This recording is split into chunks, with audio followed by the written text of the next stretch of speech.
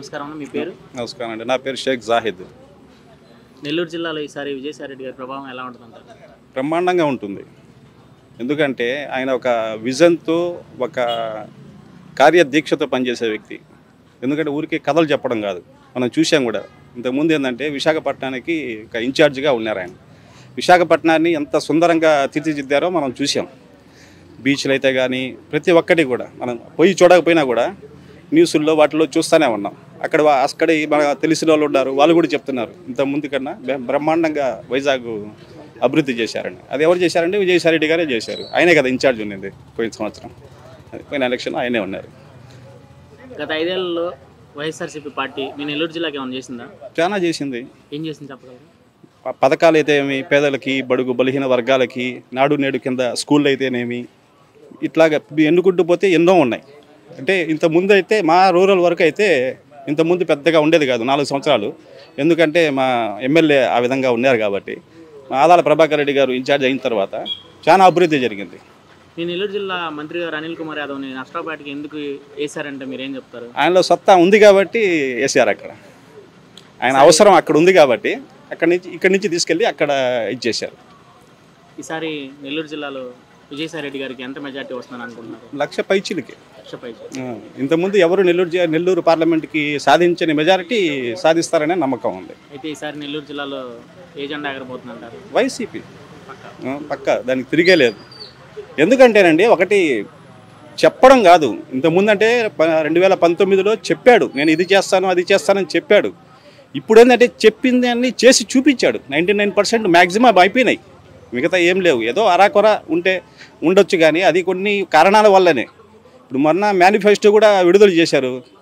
వాళ్ళు ఏం చేశారు, మేము 4 ఇచ్చేస్తాం, ఏప్రిల్ నుంచి ఇచ్చేస్తాం అని ఇచ్చేశాడు. ఈయన ధైర్యంగా చెప్పారు, నేను 3,500 ఇస్తాను. అది కూడా ఏంటంటే ఇప్పుడు వెంటనే ఇవ్వలేను. ఏంటంటే ఆయన ఏం చేయగలుగుతాడో అదే చెప్తున్నాడు. చేసి చూపించాడు కూడా. ఈ 5 సంవత్సరాలు చేసి చూపించాడు కూడా. ఎవరి పైరవీలు అవసరం లేదు, లేదు. ఇంటికాడ వచ్చి అన్నీ చేరిపోతున్నాయి.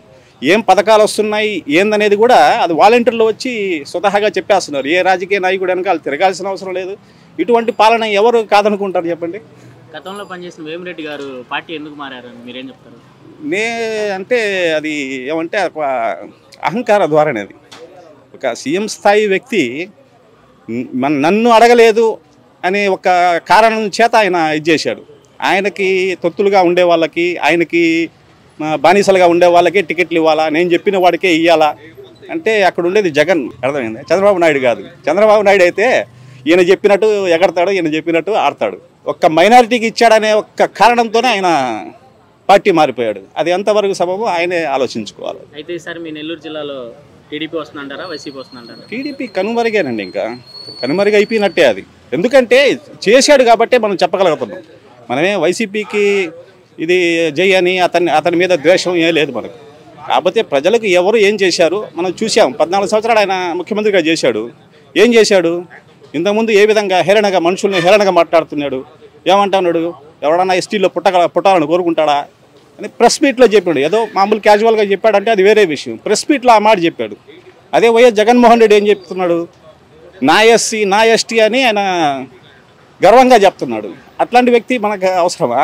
లేకపోతే హేళన చేసేవాడు మనకు అవసరమా? అది మనమే ఆలోచించుకోవాలి. విజయసాయి రెడ్డి గారిని నాన్ లోకల్ అంటున్నారు, దాని మీద మీ స్పందన? నాన్ లోకల్ ఎవరు చెప్పారు? ఆయన పుట్టి పెరిగింది నెల్లూరులోనే కదా. ఆయన వ్యాపార నిమిత్తం, విద్య నిమిత్తం ఆయన బయట పోయారే కానీ ఆయన లోకల్ కాబట్టే వచ్చారు. నన్ను అడిగితే ఏంటంటే విజయసాయి రెడ్డి రావడం పార్లమెంటు, నెల్లూరు పార్లమెంటు ప్రజలు ఉన్నారు కదా, వాళ్ళు చేసుకున్న అదృష్టమైన చెప్పాలి. దానికి ఎందుకు చెప్తున్నానంటే ఏదో డబ్బా కొట్టేటట్టు కాదు, వాస్తవికంగా ఉంది. మేనిఫెస్టో అనేది రాష్ట్రానికి ఒక మేనిఫెస్టో ఉంటే విజయసాయి రెడ్డి గారు ఈ జిల్లాకి ఏదో చెయ్యాలి అనే ఒక ఉద్దేశంతో నెల్లూరు జిల్లాకు ఒక మేనిఫెస్టోని విడుదల చేశారు. రింగ్ రోడ్డు కానీ ఇటువంటివి ఎవ్వరు ఆలోచించలేదు, ఊరికే చెప్తా ఉన్నారు, చేస్తూ ఉన్నారు. కానీ ఇప్పుడు మేనిఫెస్టో వచ్చిందంటే అది జరిగి తీరుతుందనే ఒక నమ్మకం ఉంది. అది వైసీపీ ప్రభుత్వం.